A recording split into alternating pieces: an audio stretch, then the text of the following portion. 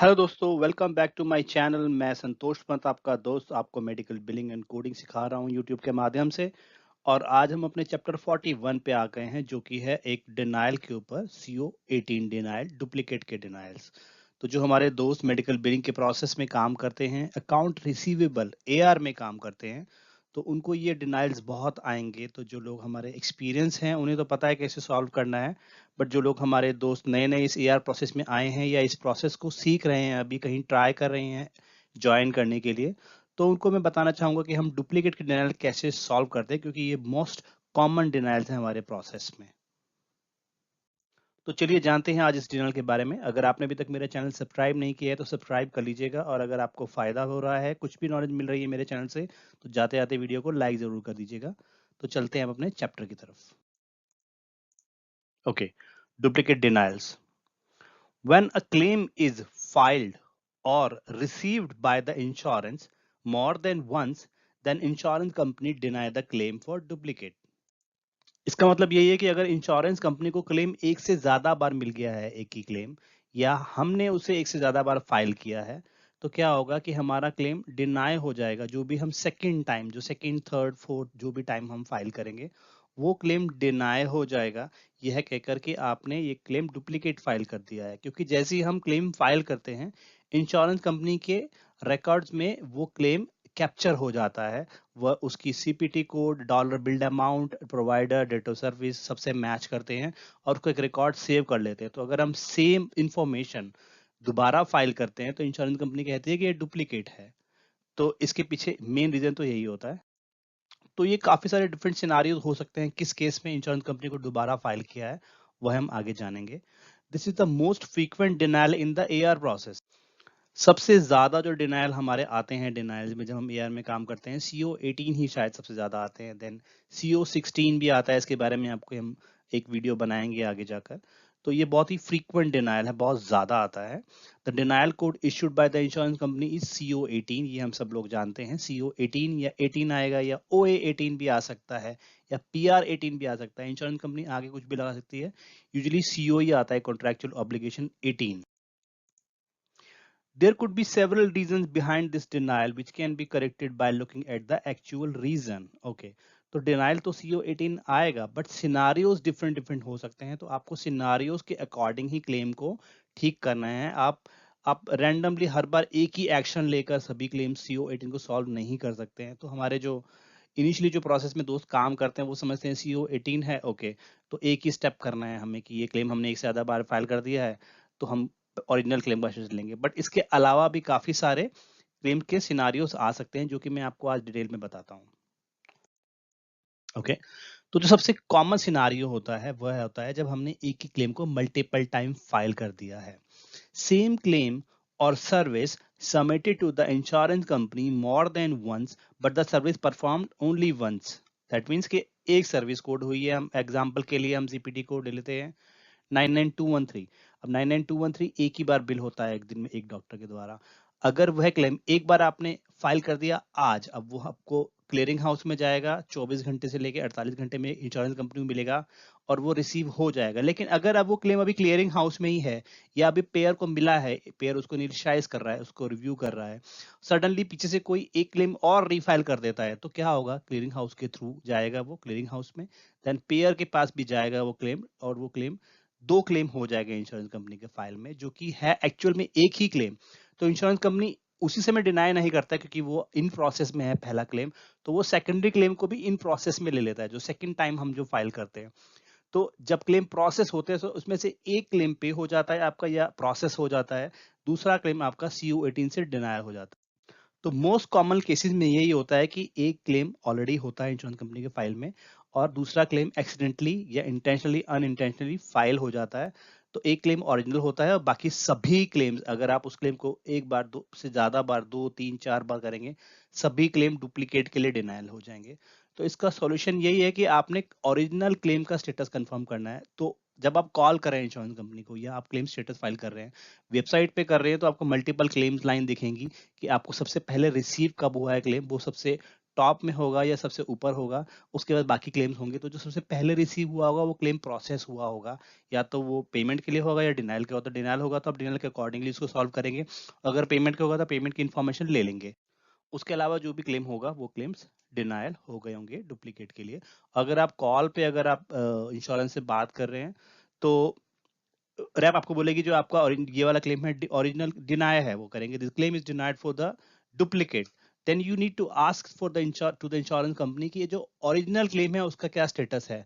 Then वो जो rap होगी वो आपको ओरिजिनल क्लेम से बताएगा, वही आपने अपने नोट्स में डालना है, या वही आपका एक्चुअल फॉलो अप है। तो सबसे कॉमन तो यही होता है कि जब हम देखते हैं कि एक ही क्लेम है, मल्टीपल टाइम फाइल हुआ है, क्लेम की आप हिस्ट्री में सिस्टम में आप जो काम करें वहां पर भी आपको दिख जाएगा ये क्लेम कितनी बार फाइल हुआ है। दिखा देता है कि अगर आपने एक बार फर्स्ट को फाइल किया, देन फिफ्थ को दोबारा फाइल किया, सिक्स्थ को दोबारा फाइल किया। तो यूजुअली इंश्योरेंस कंपनी आपको लेटेस्ट क्लेम स्टेटस बताती है, लेकिन आपने उस केस में ओरिजिनल क्लेम स्टेटस कंफर्म करना है कि जब पहली बार आपको क्लेम मिला था तो आपने उसको कैसे प्रोसेस किया, तो वही आपका फॉलो अप होगा। तो सबसे मेन तो यही हो गया।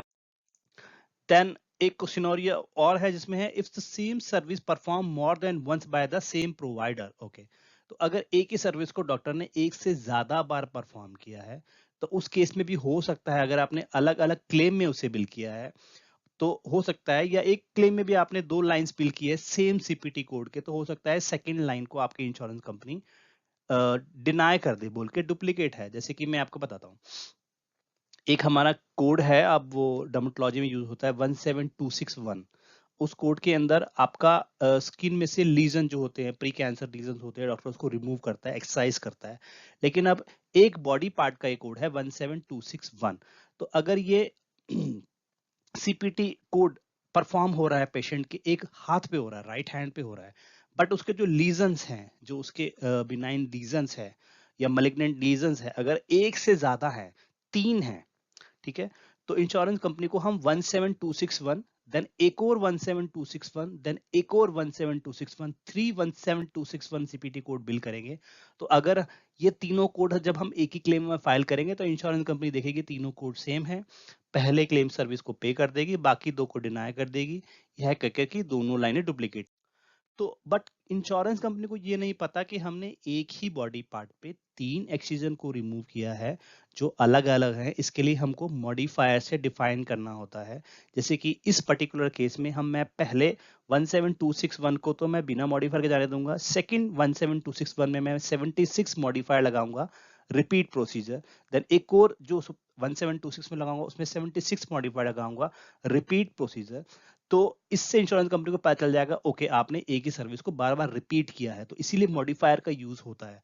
तो कई केसेस में आपके पास ऐसे सिनारियो भी आएंगे जहाँ पे सेम सीपीटी कोड दो बार आपने ये तीन बार या उससे ज्यादा बार बिल किया होगा और बाकी लाइन डुप्लीकेट के लिए डिनाई हो जाएगी। तो उस केस में आपको मॉडिफायर यूज करने हैं according to the notes, according to आपके जो मेडिकल रिकॉर्ड कह रहे हैं उसके अकॉर्डिंग ही नोट आपका मॉडिफायर जाए। हो सकता है कि कोई प्रोसीजर राइट और लेफ्ट हैंड का हो, तो उस केस में आप ये 76 मॉडिफायर नहीं लगा सकते, उस केस में आपको आरटी राइट के लिए और एलटी लेफ्ट के लिए लगाना होगा। तो उस केस में आपको मॉडिफायर लगा के इसको सॉल्व करना होगा। तो इसका सॉल्यूशन होगा use the appropriate modifier for the second claim और the line, for example RT, LT और 76 मॉडिफायर। इसके अलावा भी कुछ मॉडिफायर और भी यूज हो सकते हैं। तो ये भी बहुत कॉमन सिनारियो, ऐसे सिनारियो हमारे एआर में आते हैं जब सेम सीपीटी कोड बार बार बिल होता है तो हमको लगाना होता है, या 51 मॉडिफायर भी कई केसेस में यूज होता है। तो ये आप जैसे जैसे आप करेंगे काम आपको समझ में आता रहेगा। ओके, नेक्स्ट देख लेते हैं। अगला सिनारियो है if claim has been corrected but it is been resubmitted without indicating as corrected claim. Okay, ये बहुत इंपॉर्टेंट है और ये बहुत हमारे दोस्त मिस्टेक करते हैं हमारे प्रोसेस में।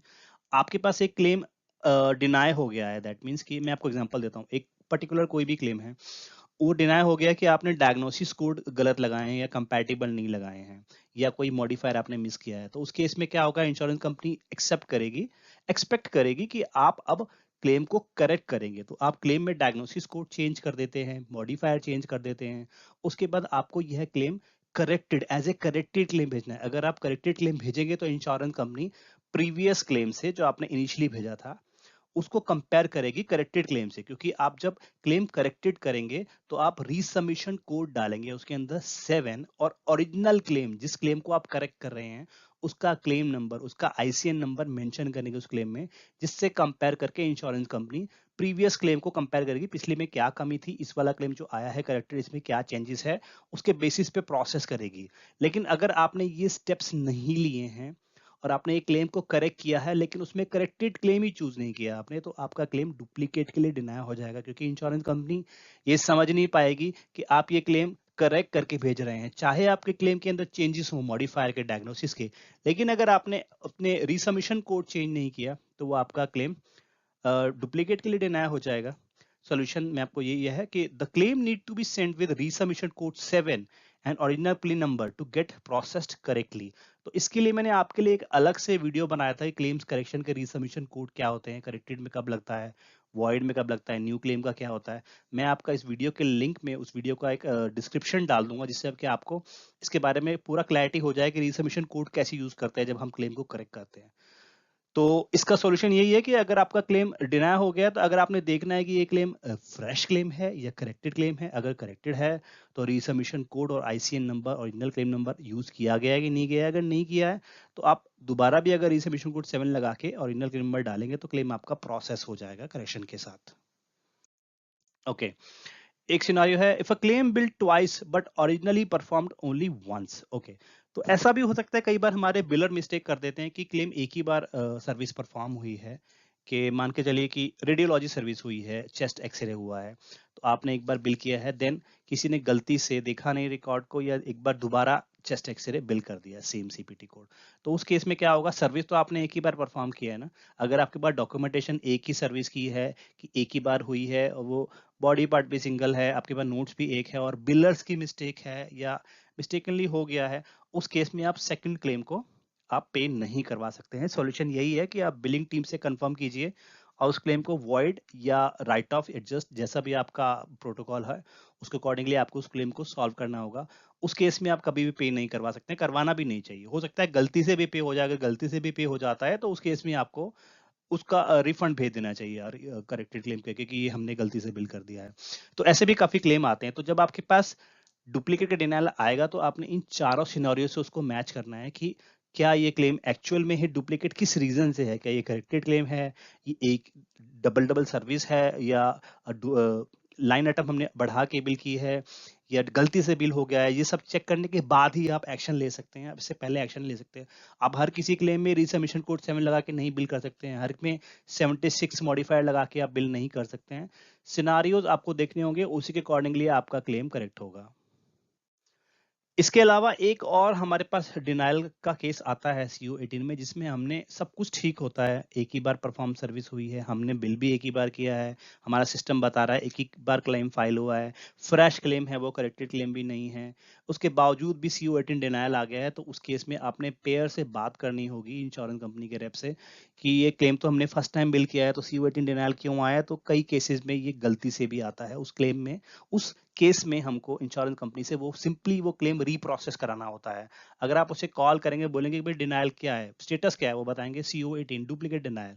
तो आपसे पूछेंगे what is the status of the original claim, then वो चेक करेंगे ओरिजिनल क्लेम का स्टेटस क्या है। उनको नहीं मिलेगा, देन वो कहेंगे okay it is our mistake, the claim accidentally denied by duplicate and we are getting it processed. वो आपको रीप्रोसेस के लिए उस क्लेम को ले लेंगे और जब भी रीप्रोसेस होगा उसका ओरिजिनल पेमेंट या डिनायल जो भी होगा वो सॉल्यूशन आपको मिल जाएगा। तो एक सिनारियो ये भी आता है, बहुत रेयर होता है बट कंसिडर करना पड़ेगा हमें, ऐसा आ सकता है।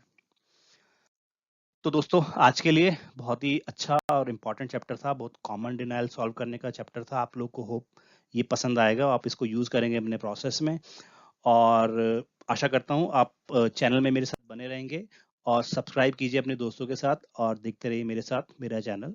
मिलते हैं आप नेक्स्ट वीडियो में। थैंक यू दोस्तों।